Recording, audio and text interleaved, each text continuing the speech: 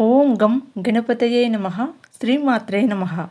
ಶ್ರಾವಣ ಮಾಸದಲ್ಲಿ ಬುಧ ಬೃಹಸ್ಪತಿ ಪೂಜೆಯನ್ನು ಯಾವುದೇ ಜಾತಿ ಅಥವಾ ಧರ್ಮವಿಲ್ಲದೆ ಸರ್ವರೂ ಕೂಡ ಈ ಪೂಜೆಯನ್ನು ಮಾಡಬಹುದು. ಮನುಷ್ಯ ಜನ್ಮವನ್ನು ಪಡೆದ ಪ್ರತಿಯೊಬ್ಬರೂ ಕೂಡ ಜ್ಞಾನಕ್ಕೆ ಅರ್ಹರು. ಆದ್ದರಿಂದ ಜ್ಞಾನವನ್ನು ಪಡೆಯುವುದು ಎಲ್ಲರ ಆದ್ಯ ಕರ್ತವ್ಯವಾಗಿದೆ. ಜ್ಞಾನದಿಂದಲೇ ಮೋಕ್ಷ, ಬ್ರಹ್ಮವಿದ್ಯೆ ಹಾಗೂ ವಿಜ್ಞಾನಾದಿ ಸಕಲ ಶಾಸ್ತ್ರಗಳ ವಿಶೇಷವಾದ ಜ್ಞಾನವನ್ನು ಪಡೆಯಲು ನಾವುಗಳು ಬುಧ ಬೃಹಸ್ಪತಿಗಳ ಅನುಗ್ರಹ ಅನ್ನುವುದು ನಮಗೆ ಬೇಕು. ರುದ್ರದೇವರಿಗೆ ಪ್ರಿಯವಾದಂತಹ ಈ ಶ್ರಾವಣ ಮಾಸದಲ್ಲಿ ಬುಧ ಬೃಹಸ್ಪತಿಯರಿಬ್ಬರನ್ನೂ ಕೂಡ ಒಟ್ಟಿಗೆ ಪೂಜಿಸಿ ಕ್ಷೀರಾನ್ನ ಹಾಗೂ ಮೊಸರನ್ನವನ್ನು ನೈವೇದ್ಯವಾಗಿ ಇಡುವುದರಿಂದ ನಮ್ಮಯ ಸಕಲ ಇಷ್ಟಾರ್ಥಗಳು ಕೂಡ ಬುಧ ಹಾಗೂ ಬೃಹಸ್ಪತಿಯ ಅನುಗ್ರಹದಿಂದ ಸಿದ್ಧಿಸುತ್ತದೆ ಅಂತ ಶಾಸ್ತ್ರ ಪುರಾಣಗಳಲ್ಲಿ ಹೇಳಲಾಗಿದೆ. ಬುಧಸ್ತು ಬುಧತಾಂ ದದಾಯಾತ್ ಗುರಸ್ತು ಗುರುತಾಂ ತಥಾ. ಅಂದರೆ ಈ ಬುಧ ಗುರು ವ್ರತವನ್ನು 7 ವರ್ಷಗಳ ಕಾಲ ಆಚರಿಸಿದರೆ ಪುತ್ರ ಪೌತ್ರಾದಿ ಸಂಪತ್ತುಗಳು ಅನ್ನುವು ವೃದ್ಧಿಸುತ್ತದೆ ಅಂತ ಇದರ ಭಾವಾರ್ಥ. ಈ ವ್ರತವನ್ನು ನಾವುಗಳು ಶ್ರಾವಣ ಮಾಸದಲ್ಲಿ ಬರುವಂತಹ ಬುಧವಾರ ಹಾಗೂ ಗುರುವಾರದಂದು ಮಾಡಬಹುದಾಗಿದೆ. ವಿಶೇಷವಾಗಿ ಈ ಬುಧ ಬೃಹಸ್ಪತಿಯ ಅನುಗ್ರಹಕ್ಕಾಗಿ ತಾವುಗಳು ಬುಧವಾರ ಬ್ರಾಹ್ಮಿ ಮುಹೂರ್ತದಲ್ಲಿ ಎದ್ದು ನಿತ್ಯ ಕರ್ಮಗಳನ್ನು ಮುಗಿಸಿ ಶುಚಿರ್ಭೂತರಾಗಿ ಮೊದಲಿಗೆ ನಾವು ಗಣೇಶನ ಆರಾಧನೆಯನ್ನು ಮಾಡಬೇಕು. ತದನಂತರ ಕುಲದೇವರ ಆರಾಧನೆ ಮಾಡಿದ ಮೇಲೆ ನಿಮ್ಮ ಮನೆಯಲ್ಲಿ ಯಾವುದಾದರೂ ಒಂದು ಬುಧ ಹಾಗೂ ಬೃಹಸ್ಪತಿಯ ಫೋಟೋ ಏನಾದರೂ ಇದ್ದಲ್ಲಿ ಆ ಫೋಟೋನ ಇಟ್ಟು ನೀವು ಪೂಜೆ ಮಾಡಬಹುದು. ಒಂದು ವೇಳೆ ಏನಾದರೂ ನಿಮ್ಮ ಮನೆಯಲ್ಲಿ ಬುಧ ಹಾಗೂ ಬೃಹಸ್ಪತಿಯ ಫೋಟೋ ಆಗಿರಲಿ ಇಲ್ಲವೇ ವಿಗ್ರಹಗಳು ಆಗಿರಲಿ ಇಲ್ಲದೇ ಇರುವಾಗ ನಾವುಗಳು ರಂಗೋಲಿ ಪುಡಿಯಿಂದ ದೇವರ ಕೋಣೆಯ ಕಟ್ಟೆಯ ಮೇಲೆ ಬುಧ ಹಾಗೂ ಬೃಹಸ್ಪತಿಯ ಚಿತ್ರಪಟಗಳನ್ನು ಬರೆದು ನಾವು ಆರಾಧನೆ ಮಾಡಬಹುದು. ವಿಶೇಷವಾಗಿ ಈ ಬುಧ ಬೃಹಸ್ಪತಿ ಚಿತ್ರಗಳನ್ನು ಯಾವ ಭಾಗದಲ್ಲಿ ಬರೆದು ನಾವು ಆರಾಧನೆ ಮಾಡಿದರೆ ಯಾವ ರೀತಿಯ ಫಲ ಅನ್ನೋದು ನಮಗೆ ಲಭಿಸುತ್ತದೆ ಅಂತ ಈಗ ತಿಳಿಯೋಣ. ಮುಖ್ಯವಾಗಿ ಸ್ತ್ರೀಯರು ತೊಟ್ಟಿಲ ಮೇಲ್ಭಾಗದಲ್ಲಿ ಬುಧ ಹಾಗೂ ಬೃಹಸ್ಪತಿಗಳ ಚಿತ್ರ ಬರೆದು ಪೂಜಿಸಿದರೆ ಅವರಿಗೆ ಸದ್ಗುಣಿಯಾದಂತಹ ಹಾಗೂ ದೀರ್ಘಾಯುಷು ಆದಂತಹ ಪುತ್ರನು ಜನಿಸುವನು. ಹಾಗೆಯೇ ಪಾಕಶಾಲೆ ಅಂದರೆ ಅಡಿಗೆ ಮನೆಯಲ್ಲಿ ಬರೆದು ನಾವು ಪೂಜಿಸಿದರೆ ಪಾಕವೃದ್ಧಿಯಾಗುವುದು. ಒಂದು ವೇಳೆ ಏನಾದರೂ ದೇವರ ಮನೆಯಲ್ಲಿ ಬರೆದು ನಾವು ಪೂಜಿಸಿದರೆ ದೈವಾನುಗ್ರಹ ಅನ್ನೋದು ನಮಗೆ ಪ್ರಾಪ್ತಿಸುತ್ತದೆ. ಹಾಗೆಯೇ ಧಾನ್ಯಾಗಾರದಲ್ಲಿ ಏನಾದರೂ ಬುಧ ಹಾಗೂ ಬೃಹಸ್ಪತಿಯ ಚಿತ್ರಪಟಗಳನ್ನು ಬರೆದು ನಾವು ಪೂಜಿಸಿದರೆ ಧಾನ್ಯಗಳ ವೃದ್ಧಿ ಅನ್ನೋದು ಆಗುತ್ತದೆ.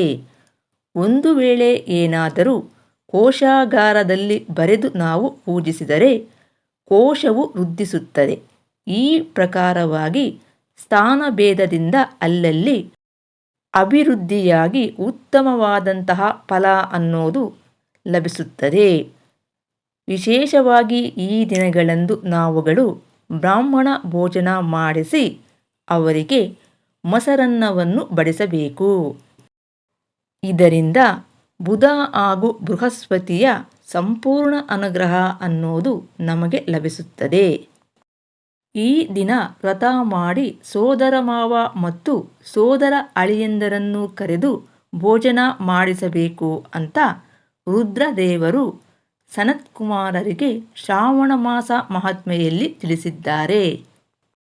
ಈ ಪೂಜಾ ವಿಧಾನದಲ್ಲಿ ಕ್ಷೀರಾನ್ನ ಹಾಗೂ ಮೊಸರನ್ನವನ್ನು ನೈವೇದ್ಯವಾಗಿ ಇಡುವುದೇ ಅಲ್ಲದೆ ಕೆಲವೊಂದು ಸಂಪ್ರದಾಯಗಳಲ್ಲಿ ರೊಟ್ಟಿಯನ್ನು ನೈವೇದ್ಯವಾಗಿ ಇಡುವಂತಹ ಆಚರಣೆಯೂ ಕೂಡ ಇದೆ.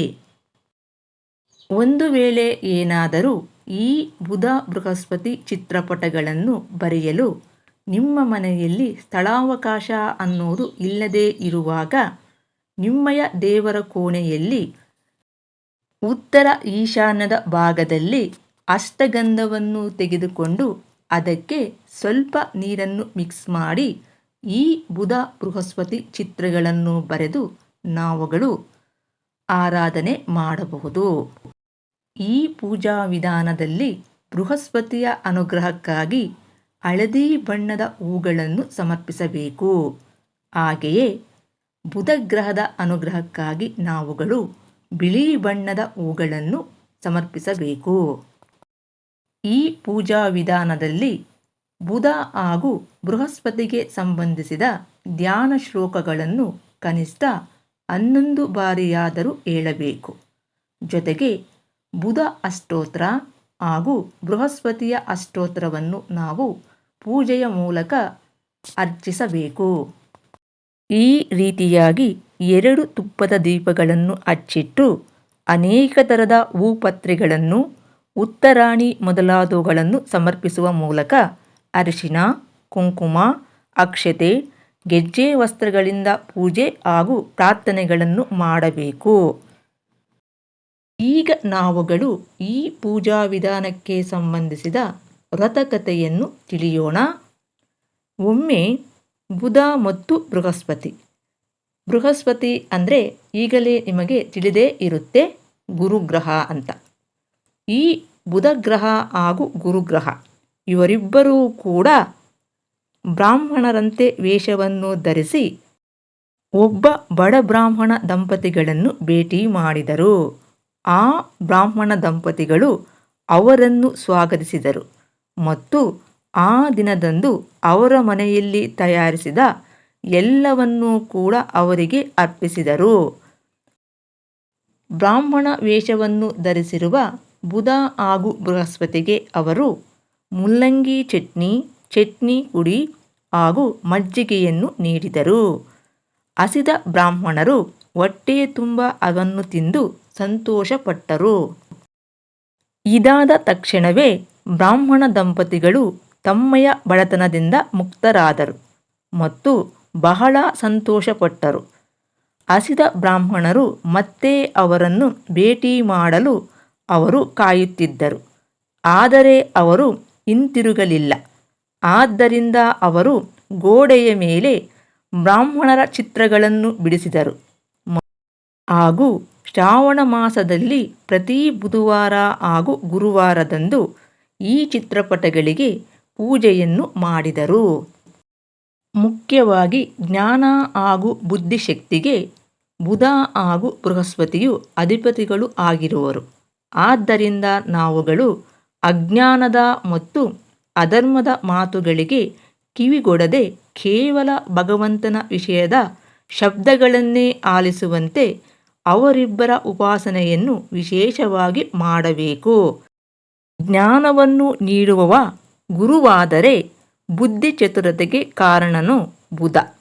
ಆದ್ದರಿಂದ ನಾವುಗಳು ಗುರು ಹಾಗೂ ಬುಧ ಗ್ರಹದ ಆರಾಧನೆಯನ್ನು ಈ ಶ್ರಾವಣ ಮಾಸದಲ್ಲಿ ವಿಶೇಷವಾಗಿ ಮಾಡುವುದರಿಂದ ನಮ್ಮನ್ನು ಕಾಡುವಂತಹ ಸಕಲ ಸಂಕಷ್ಟಗಳು ಅನ್ನುವು ದೂರಾಗಿ ಮನೆಯಲ್ಲಿ ಪ್ರಶಾಂತತೆ, ಸಂಪತ್ತು, ಐಶ್ವರ್ಯ, ಅಷ್ಟಭೋಗಗಳು ಅನ್ನುವು ಲಭಿಸುತ್ತದೆ ಅಂತ ಶ್ರಾವಣ ಮಾಸದ ಮಹಾತ್ಮೆಯಲ್ಲಿ ಹೇಳಲಾಗಿದೆ.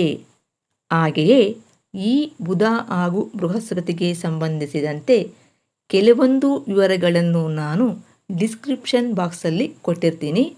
ತಾವುಗಳು ಅಲ್ಲಿಂದ ಕಲೆಕ್ಟ್ ಮಾಡಿಕೊಂಡು ಬುಧ ಹಾಗೂ ಬೃಹಸ್ಪತಿಯ ಆರಾಧನೆಯನ್ನು ಮಾಡಬಹುದು.